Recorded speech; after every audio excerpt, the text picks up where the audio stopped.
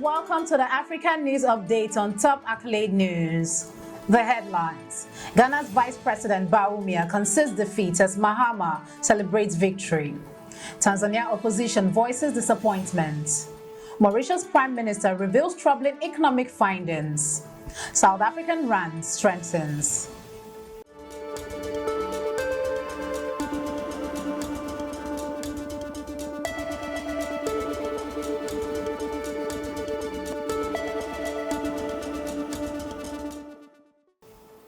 In politics, Ghana's Vice President Bawumia concedes defeat as Mahama celebrates victory. Ghana's Vice President Mahamudu Bawumia has conceded defeat in Saturday's election and congratulated opposition candidate former President John Mahama on his victory. Despite no official result has been announced yet, Bawumia has based his concession on internal party tallies which showed Mahama's decisive win. The election comes at a time of severe economic hardship in Ghana with soaring prices and rising unemployment. Mahama supporters have flooded the streets in celebration, while incidents of violence and looting have been reported in some regions. Bawumia emphasized that his decision to concede early was aimed at preserving peace, while Mahama's win marks a remarkable comeback after losing in 2020. He will be sworn in as president on January 7, 2025. Still in politics, Tanzania opposition voices disappointment. Tanzania's opposition's party has expressed growing frustration over what they see as the end of President Samia Suluhu Hassan's reformist approach. Initially hailed for reversing some of her predecessor's repressive policies, Hassan's government has recently faced accusation of intensified repression, including killings, disappearances, and arrests of government critics. The Chadema opposition party has reported multiple killings of its members in the aftermath of local elections, while others claim abduction by suspected state security forces. Critics like opposition leader Tundu Lissu argue that their expectation for political freedoms under Hassan were overly optimistic and warn that the current regime is a continuation of the authoritarian practices of former President Magufuli. Shifting focus to economy, Mauritius Prime Minister reveals troubling economic findings. Mauritius's new Prime Minister Navin Ramgoolam has revealed that the state of the nation's economy is much worse than we imagine, as a government-ordered audit of the country's public finances nears completion. Ramgoolam, who took office after the coalition's victory in November, alleged that the previous administration had manipulated economic data to portray a more favorable outlook. Although no specific figures were provided, Ramgoolam promised that the Mauritanian public will soon see the true state of the economy. The country, known for its offshore financial sector, tourism and textile, faces high cost of living, a key issue that shaped voters' decision in the election. Still in economy, South African rand strengthens.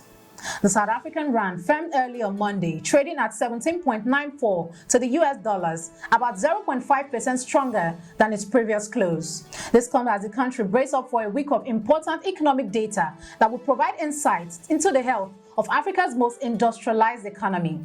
Investors are focused on upcoming reports, including October's mining, manufacturing, and retail sales data, as well as November's inflation figures. Analysts caution that while the rand has gained some ground, uncertainty around these releases may temper significant market moves.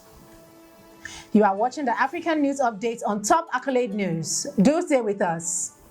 Still to come.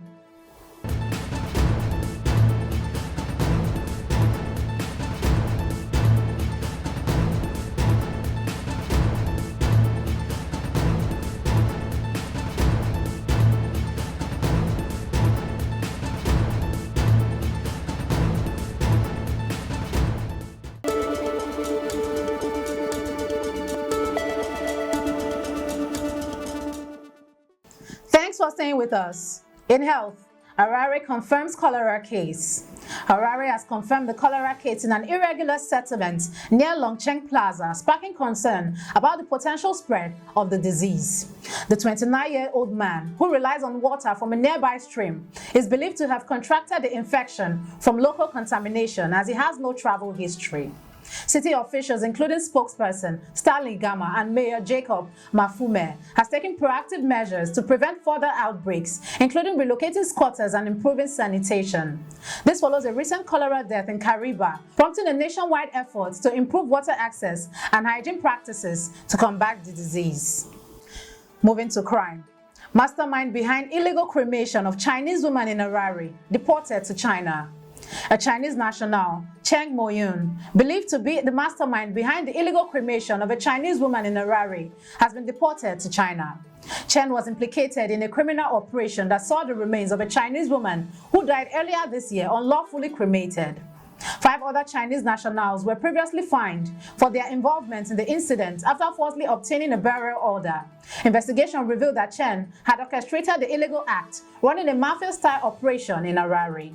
The cause of her death remains unclear, and authorities are continuing to probe the full extent of the operation. Moving to entertainment, Shasha steals the show at Coca-Cola Unplugged x Food Festival Grand Finale. Zimbabwean Amapiano Queen Shasha delivered an unforgettable performance at the Coca-Cola Unplugged x Food Festival Grand Finale over the weekend. The singer, now based in South Africa, captivated the crowd. Fans were thrilled to see her perform live on home soil, dancing and singing along to her signature tunes. Alongside Shasha were other top acts, making the event a true celebration of Zimbabwean culture. The festival blended music, food, and unity, drawing a lively crowd to the First Capital Bank Sports Club. The night ended with a powerful message of togetherness as attendees indulged in delicious local cuisines and enjoyed the vibrant performances, making this year's finale an unforgettable experience. Now in sports, Hansen criticizes World Cup loss. Following New Zealand's heartbreaking defeat to South Africa in the 2023 Rugby World Cup finale, former All Blacks coach Steve Hansen has sparked controversy, claiming that Kiwis were robbed of their title due to poor officiating. Hansen argued that New Zealand had the talent and depth to win, but decisions beyond their control cost them the Webb Ellis Cup. Meanwhile, former captain Tana Umaga has highlighted a shift in the All Blacks' dominance, warning that the team's aura is fading with vulnerability setting in. Umaga pointed to a lack of development pathways compared to teams like Ireland, France, and South Africa. As the All Blacks look to bounce back, the pressure to regain their former glory continues to build. That concludes our African news updates for today. Stay tuned for more African news and developments. Thanks for joining us. I am Okocha Ojorumi. Connect and engage with us on all our social media handles. Do have a wonderful day.